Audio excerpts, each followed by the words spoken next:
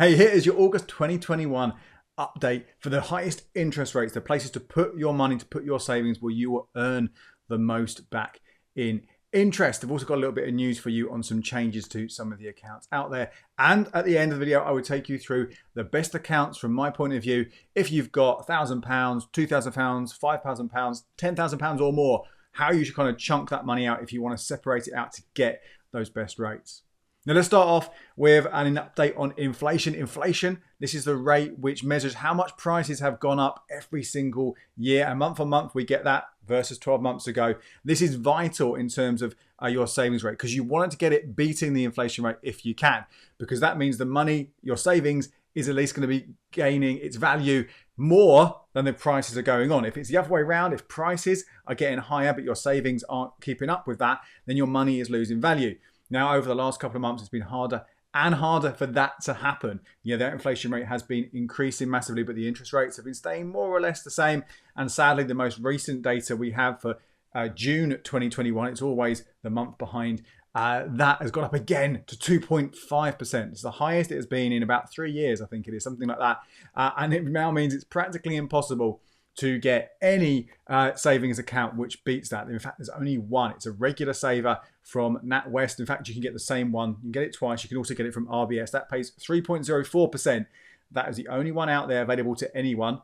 You do have to have a current account with those banks, but it's the only one available to everyone which beats that inflation rate of 2.5%. The problem with that is you can only put 50 quid in every single month, up to a maximum of £1,000. So you can't anything above that, over £1,000, you can't do it. And obviously it takes time to get to that because you've been month by month. All the other accounts are, again, once more below that rate. Which you might think, well, what's the point? Well, the point is to try and get as close to that inflation rate as you can to diminish, sort of minimize exactly how much your money is losing value in real terms. Now, the economists and the other people talking about this are speculating on what's going to happen with inflation.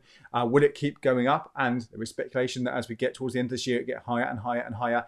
Whether the Bank of England does anything in return to increase the base rate of interest, which all the other banks use as their kind of sort of basic principle where they borrow from, whether they will increase that from 0.1%. If that happens, maybe we'll see a larger jump to the interest rates that we see for savings, but we just don't know right now. But I will obviously keep you updated in these videos every single month to exactly what is happening. But anyway, that's where we are with inflation. Now, although we haven't seen that Bank of England base rate increase at all, we have seen, again, for like the second month, some, they're not significant, but they're noticeable increases in what we can get across many of those savings accounts out there. Not across the board, but one or two of them kind of going, right, I'm going to go a little bit more, and then I'm going to go a little bit more, and someone else comes in, adds a bit on as well.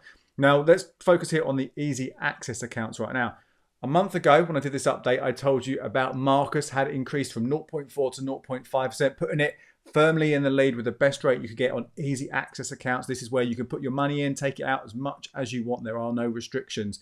Now, since that, over the last few weeks, we've seen a couple of banks come in with savings accounts which are not quite easy access, but they kind of give you between 3, maybe 4, 5, 6 withdrawals in a year with a slightly higher rate, going up to 0.55% with Coventry Building Society for, I think it's either 3 or 6 withdrawals. So that, again, potentially gives you a little bit more money, a little bit more interest on your savings every single month. But just in the last few days, we've also seen Synergy Bank have a completely easy access account open up. So there are no restrictions on how much money you take out at any time, how many often you do this. You can take it out if you wanted on a daily basis, as long as you had the money in the account. Obviously, that is offering 0.6%. Now, half of that rate is fixed for a year, 0.3%. So that does mean potentially they could lower down that rate. All these easy access accounts, they are variable rates, so the interest rate could jump up or down. But they could, if they do lower it down, you're still going to get 0.3%. So that's as low as it possibly can go for the next 12 months. Potentially, they could even increase it if we see this continuing. Now, should you jump aboard now and go, right, all right, my money that's in Marcus at 0.5%, or maybe you've got it over in that Tandem Green one, which at 0.4% is a more ethical account. Oh, actually, do I jump over now? Do I move my money to this Synergy account?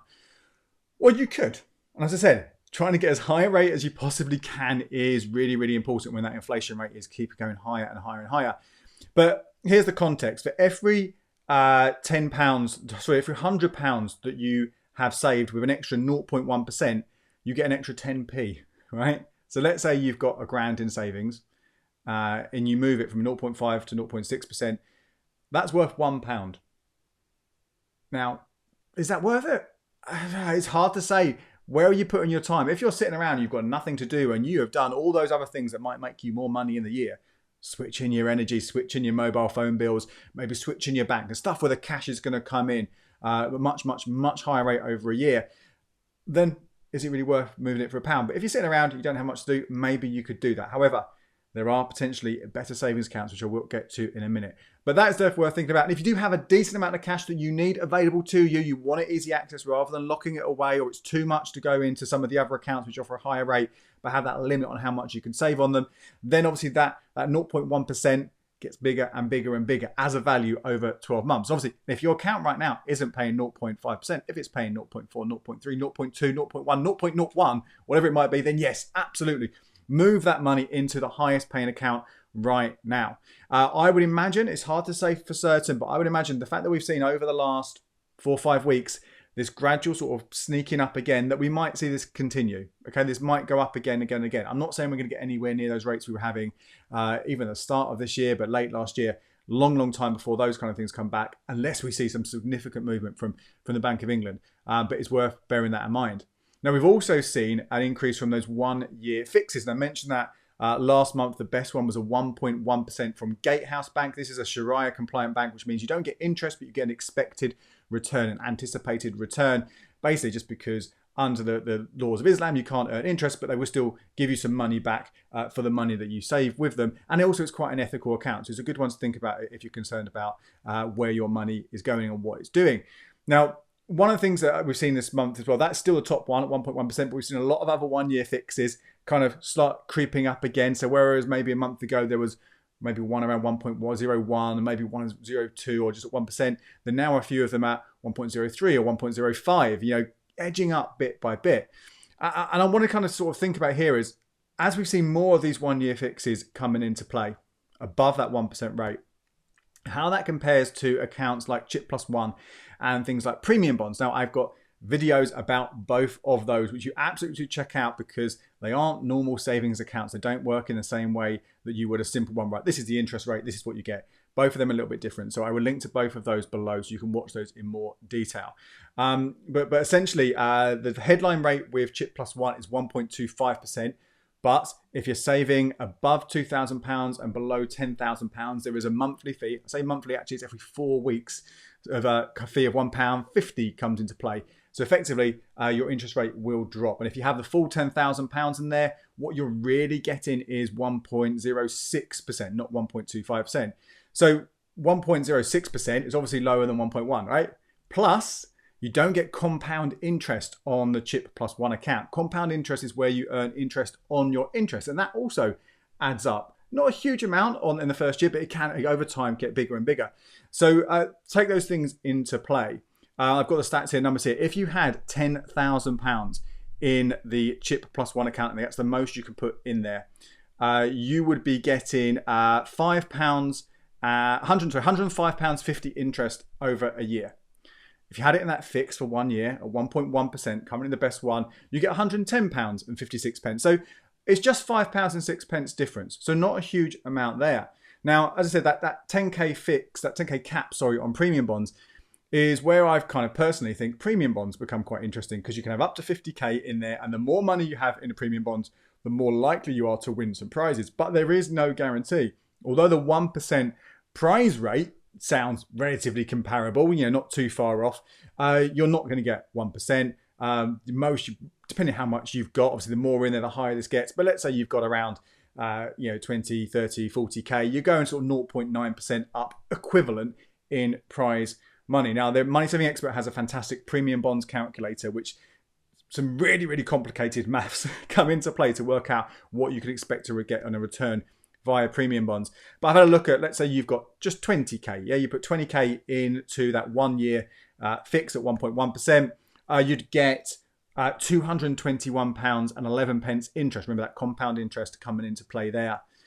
With premium bonds, you'd hope to win £175. So actually it's 45 quid less. So it becomes much more significant, the difference between those two accounts. So on both of those examples, it kind of starts to feel that actually maybe going for a 1 year fix is a better option when you've got larger sums of cash. Remember, we're talking about larger amounts of money here, 10K plus. Maybe that 1 year fix is a good bet. But you do have to bear in mind here that these are called 1 year fixes for a reason. Your money is fixed for a year. It is locked away for a year. So the interest rate is fixed, but your money, you can't access that cash. So if you do need to get it for any reason, the likelihood is there'll be a penalty of losing all of that interest if you can get hold of the money at all. And as we said before, also those other rates are starting to creep up. We're seeing this increases month on month. So let's say there is suddenly a big jump up. The next time it's 1.2, it's 1.3, 1.4%. Let's say those easy access accounts start edging closer to 1%. Again, I don't know. This is just speculation. It might not happen. We might sort of stay around this spot for a while.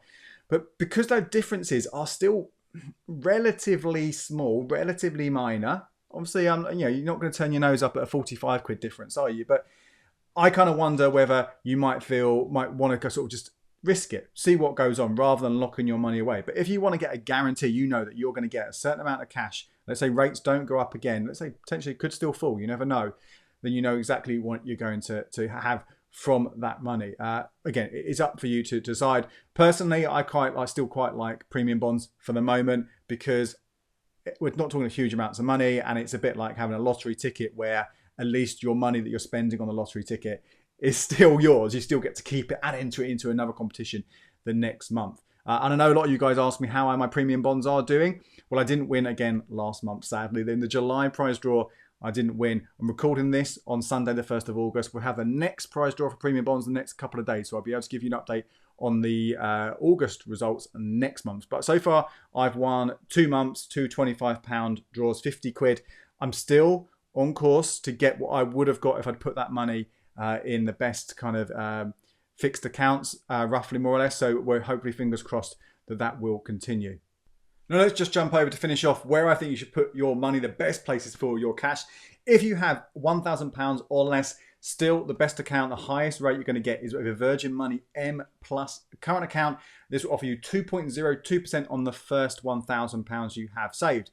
If you don't already have one of these accounts and you've got an old account laying around, you could switch over. You'll also get a switching bonus. Currently it's £150 Virgin Experience Days voucher and I think £50 charity donation, something along those lines. Could well change, you never know, but that's what you get there. Incidentally, as I've said before, you can have more than one of these accounts. So potentially you could get 2.02% on all your interest because Virgin keep giving you these offers. They don't have to, but they keep giving you this account. You keep applying, then you are going to get the best possible rate for your money. However, I would say if you're going to put the effort into opening current accounts, first of all, you should focus on some of those reward accounts, which might give you 60 quid a year or free cinema tickets and stuff, which are going to be worth more money than this account. Now, next up, your next option, if you have, say, up to £3,000, is I would go to that Chip+1 account after that first Virgin Money M Plus current account because you don't pay a fee if you have under £2,000 in there. As long as you use the Chip Lite version, that fee doesn't come into play. 1.25% on the next 2K. Now between £3,000 and £6,000, I would keep those two accounts as we got them, that one Virgin M Plus account and the Chip+1 Chip Lite account. Then I would go to a different current account. I'll go to the Club Lloyd's current account. This will pay you 0.6% on that first chunk of cash you've got there. Yes, that is now the same as you'd get in that top easy access account from Synergy Bank, but you also will get some free cinema tickets or movie rentals, whatever it might be, and they're worth something themselves. So you may as well get those freebies while you're there. Now, if you've got more than £6,000, but under £11,000, once more, I'm going to recommend, yes, still that Virgin Money M Plus current account, but then I would ditch the Lloyd's, the Club Lloyd's account, although still keep it for those freebies, but then go back to that Chip+1 account because this basically means you've got at least £5,000 to put into that Chip+1 account, up to £10,000, and that is where that fee that you start deducting still makes it a competitive rate, give or take, with what you can get elsewhere. So that's going to give you the most interest in you, and it makes it a little bit more simple as well because you're just dealing with two different accounts. So don't forget, there is no compound interest on the rewards you get from that Chip+1 account. Now let's have a look at savings between £11,000 and £16,000. Again, stick with that Virgin Money M Plus.